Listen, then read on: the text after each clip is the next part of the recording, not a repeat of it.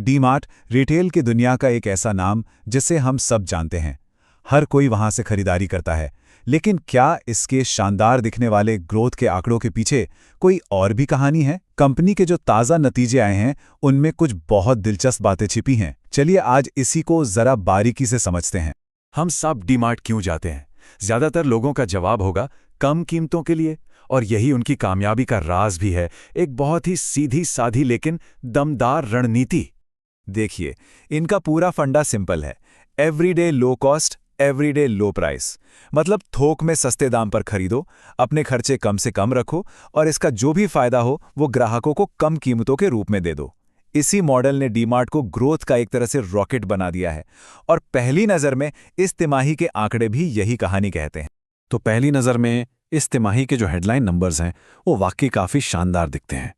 जरा देखिए, कंपनी का रेवेन्यू मतलब कुल आमदनी 17.2% बढ़कर 17,600 करोड़ रुपए के पार पहुंच गई है। इतनी बड़ी कंपनी के लिए ये एक बहुत ही मजबूत ग्रोथ है। और बात सिर्फ कमाई की नहीं है, इससे भी अच्छी बात यह है कि मुनाफा तो आमदनी से भी ज्यादा तेजी से बढ़ा है, पूरे 17.6% की रफ्तार से। इसका मतलब साफ है, कंपनी सिर्फ ज्यादा सामान नहीं बेच रही, बल्कि हर बिक्री पर ज्यादा कमा भी रही है। ये तो एक जबरदस्त संकेत है। पर जैसा कि अक्सर होता है, जो आंकड़े ऊपर से दिखते हैं वो पूरी कहानी नहीं बताते। सतह के थोड़ा नीचे कुछ और भी चल रहा है, जिसे समझना बहुत जरूरी है। अब हम आते हैं विश्लेषण के उस हिस्से पर जहां कहानी में एक छोटा सा मोड़ आता है। एक ऐसा जरूरी मीट्रिक है जो ग्रोथ की इस चमचमाती तस्वीर पर कुछ सवाल खड़े करता है। यहां सबसे बड़ा सवाल ये उठता है कि डीमार्ट की कुल ग्रोथ तो नए स्टोर खोलने से आ रही है, लेकिन उन स्टोर्स का क्या जो पहले से मौजूद हैं? जो पुराने स्टोर्स हैं, क्या वो भी उतनी ही तेजी से बढ़ रहे हैं? इसको समझने का एक तरीका है जिसे लाइक फॉर लाइक या LFL ग्रोथ कहते हैं। इसे ऐसे समझिए, मान लीजिए आपका एक बाग है, तो आप सिर्फ नए लगाए गए पेड़ों से मिले फल नहीं गिनते हैं ना। आप ये भी देखते हैं कि जो पुराने पेड़ हैं वो पिछले साल के मुकाबले ज्यादा फल दे रहे हैं या नहीं। बस LFL ग्रोथ भी यही बताता है कि डीमार्ट के पुराने जमे जमाए स्टोर्स कैसा परफॉर्म कर रहे हैं। तो सबसे जरूरी बात यह है कि LFL ग्रोथ में लगातार गिरावट का ट्रेंड दिख रहा है। पिछले साल इसी तिमाही में ये 8.3% थी, जो अब घटकर सिर्फ 5.6% रह गई है। ये एक तरह से चिंता का संकेत है, क्योंकि ये बताता है कि मौजूदा स्टोर्स की ग्रोथ की रफ्तार धीमी पड़ रही है। तो भाई, इस सुस्ती की वजह क्या है? कंपनी के जो होने वाले नए CEO हैं, श्री अंशुल असावा, वो खुद इसका कारण बताते हैं। उनके मुताबिक इसका एक बड़ा कारण है जरूरी खाद्य पदार्थों यानी स्टेपल्स में डिफ्लेशन। अब आसान भाषा में इसका मतलब क्या है? इसका मतलब है कि तेल, आटा, दाल जैसी रोजमर्रा की चीजों की कीमतें गिरी हैं।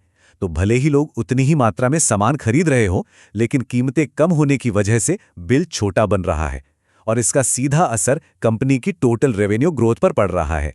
तो एक तरफ तो पुराने स्टोर्स की ग्रोथ धीमी है, लेकिन दूसरी तरफ डीमार्ट भविष्य के लिए क्या कर रहा है? चलिए आगे बढ़ते हैं और देखते हैं कि उनकी आगे की रणनीति क्या है।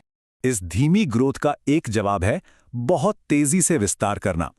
यहां आप देख सकते हैं कि कुछ ही सालों में डीमार्ट का नेटवर्क कितना ज्यादा बड़ा हो गया है। कंपनी लगातार नए स्टोर खोल रही है और देश के कोने कोने तक अपनी पहुंच बना रही है। और ये रफ्तार रुकी नहीं है। सिर्फ इसी फाइनेंशियल ईयर के पहले 9 महीनों में ही डीमार्ट ने 27 नए स्टोर खोले हैं। इससे साफ पता चलता है कि उनकी ग्रोथ का मुख्य इंजन अभी भी नए स्टोर्स खोलना ही है। लेकिन कहानी सिर्फ दुकानों की नहीं है। डीमार्ट अपने ऑनलाइन प्लेटफॉर्म डीमार्ट रेडी का भी लगातार विस्तार कर रहा है। 2016-17 में सिर्फ एक शहर से शुरू होकर आज ये सर्विस 25 शहरों तक पहुंच चुकी है। ये दिखाता है कि वे डिजिटल ग्रोथ को भी गंभीरता से ले रहे हैं। और इस पूरे विस्तार को, चाहे वो दुकानों का हो या ऑनलाइन, सही दिशा देने के लिए कंपनी ने एक बहुत बड़ा बदलाव किया है। एक नया नेतृत्व अब कमान संभालने जा रहा है। और ये हैं श्री अंशुल असावा, कंपनी के नए लीडर। इनका प्रोफाइल काफी दमदार है। यूनिलीवर जैसी बड़ी कंपनी में 30 साल का अनुभव है। लेकिन सबसे दिलचस्प बात यह है कि इन्होंने HUL में डिजिटाइजेशन को लीड किया है। यानी एक ऐसा लीडर जो ऑनलाइन और ऑफलाइन दोनों दुनिया को अच्छी तरह समझता है। और शायद डीमार्ट को इस मोड़ पर ऐसे ही किसी की जरूरत है। तो कुल मिला के कहानी क्या बनती है? आइए इन सब बातों को एक साथ रखकर देखते हैं कि तस्वीर कैसी दिखती है। तो डीमार्ट की कहानी एक तराजू जैसी है।